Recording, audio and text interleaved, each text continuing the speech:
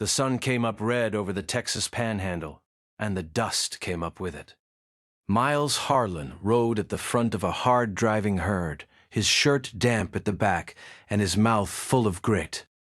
The cattle moved in a long brown wave across the flat land. There was no shade, no creek in sight, and the wind had a dry, hot edge to it. Behind him, Ben Sutter called to the men to keep the line tight. "No gaps," Ben said. "Not with this kind of heat."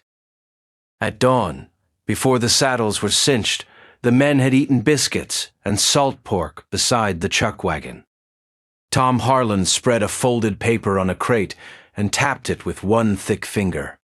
"Mr. Bell wants these steers at the rail in Amarillo by tomorrow night," he said.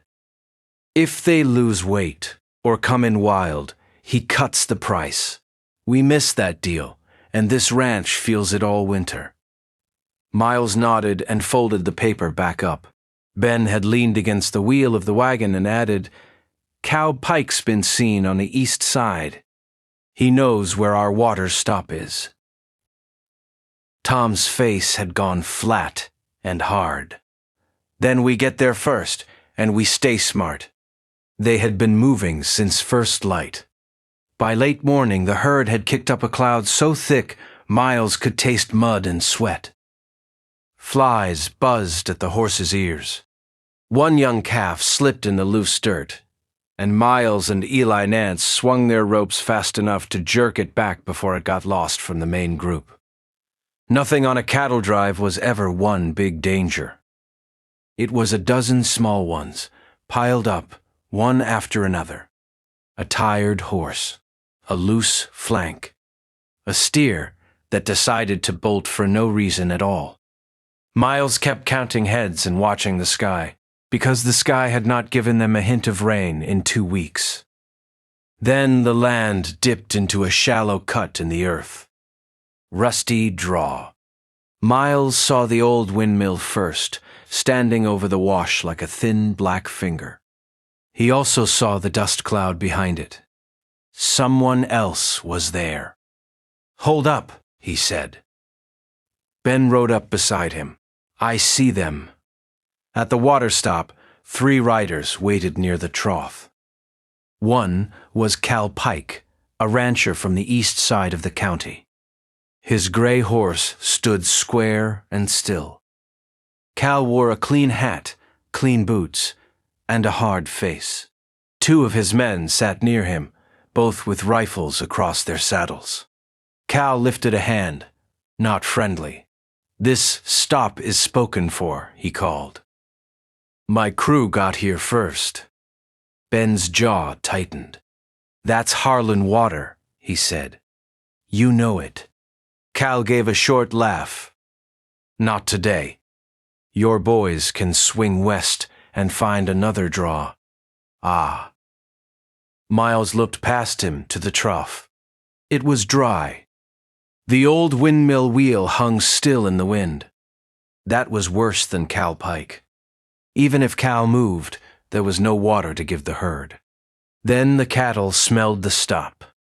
Their heads came up. A low sound rolled through the herd, deep and uneasy. Dust drifted around their legs. A few of the lead steers pushed forward, then stopped, confused. Thirst made them edgy. Edgy cattle could turn wild in a minute. Miles swung down from his horse. "Ben, keep them back." Ben stared at the windmill. "You mean that thing's dead?" "Looks dead," Miles said. He walked to the tower and kicked the base. The metal ladder rattled. The pump pipe beside the post was warm from the sun. He put his hand on the pump handle and pulled. Nothing. He pulled again. The handle moved a little, then stuck. He crouched by the pipe and opened the little metal cover.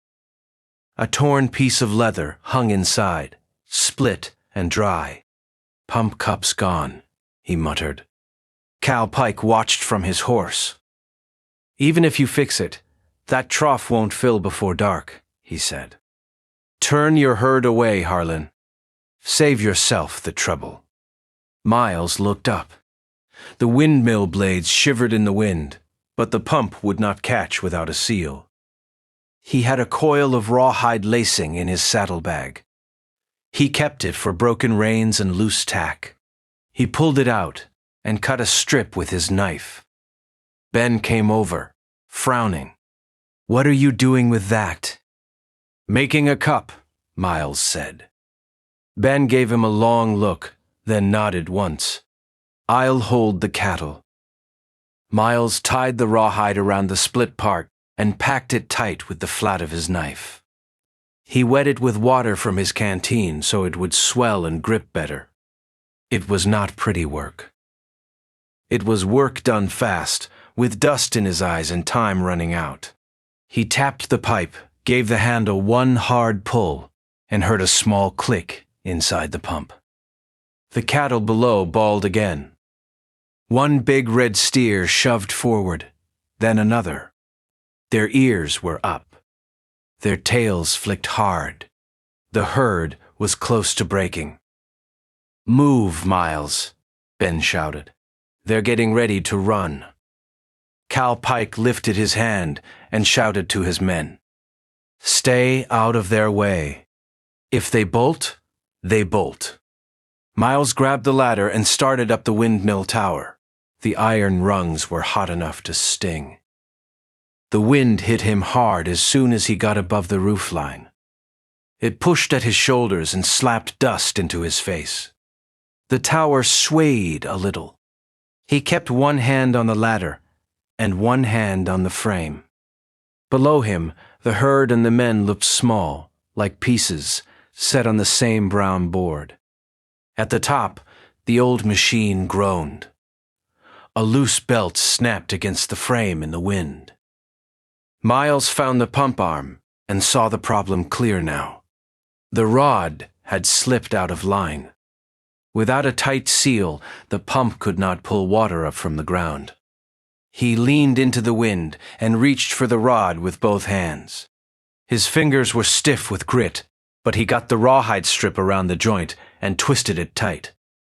He used his teeth to pull the last end through the knot. The rawhide cut the side of his mouth, and he tasted blood and dust together.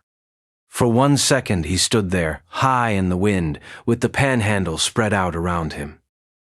The herd below was a living wall of brown backs and dark eyes. Cal Pike waited beside his empty trough. Ben held his hat low against the dust. Miles could hear the cattle breathing hard. Then he gave the pump handle a hard pump. Nothing. He pumped again. The tower shivered. The rawhide slipped a little, and his heart jumped. He took one more breath, braced his boots on the platform, and drove the handle down with all his weight. The pump answered with a deep, wet thud. A gray splash hit the pipe. Then another. Water coughed and spat into the trough below. "Ben!" Miles shouted. It caught. Ben threw both arms up. "Hold them, boys. Hold them." Cal Pike stood up in the saddle. "What?" He barked, but he already heard it too. The sound of water in a dry place is a loud sound. It ran through the air and into the cattle like a call. The red steer that had been closest to the front let out one sharp bawl and lunged toward the trough. The rest of the herd surged after him. Dust exploded under their hooves. For one hard second, it looked like the whole drive might break apart. If they stampeded here, they could scatter over the draw and ruin the ranch's contract before sundown. Miles jumped down from the ladder faster than he should have. He hit the ground, grabbed his horse's reins, and swung up in one move. "Open the lane!" he yelled. Ben and Two Hands moved fast, riding wide and then cutting in to make a path to the trough. Eli Nance rode on the other side, his face set and pale. Miles kicked his horse ahead of the lead steer. The animal swung left, then right, eyes wide, unsure where to go. Miles leaned low, his hat almost in the dust, and blocked the steer from the side. Ben did the same on the other side. The steer snorted, then gave up the fight and ran straight for water. That was all the herd needed. They poured toward the trough in a heavy wave. Hooves drummed the ground. Necks stretched. Dust rose and wrapped around them. The first steer reached the water and plunged his head deep enough to send spray across his ears. The cattle behind him pushed in, then settled, one by one, into a rough, loud drink. The trough shook. Water sloshed over the boards. The old windmill turned with a steady creak above them, each blade cutting the hard blue sky. Cal Pike sat still for a long moment. Then he pulled his hat down and gave a slow shrug. "You were lucky," he said. Miles wiped dust from his mouth and looked at the trough. "No," he said. "We were ready." Cal's mouth tightened, but he had no answer for that. One of his riders reached down and touched the dry edge of the trough. "He's got water now, boss," the man said. Cal gave a short nod. "Let's ride." He turned his horse and moved off with his men, leaving the draw open. The fight was gone from his face, and so was the chance to block the stop. Miles watched them go until the dust swallowed their backs. Ben rode up beside him.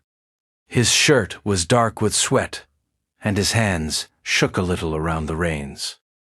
He looked at the windmill, then at Miles. "That was a thin piece of luck," he said.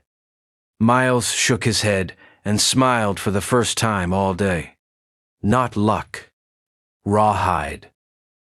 Ben laughed once, short and tired. "I'll remember that." The cattle drank until their sides stopped heaving. Their heads came up one at a time, wet and shining in the light. Some started to crop the grass around the draw. Others just stood and breathed, calm again. The whole herd changed in a few minutes.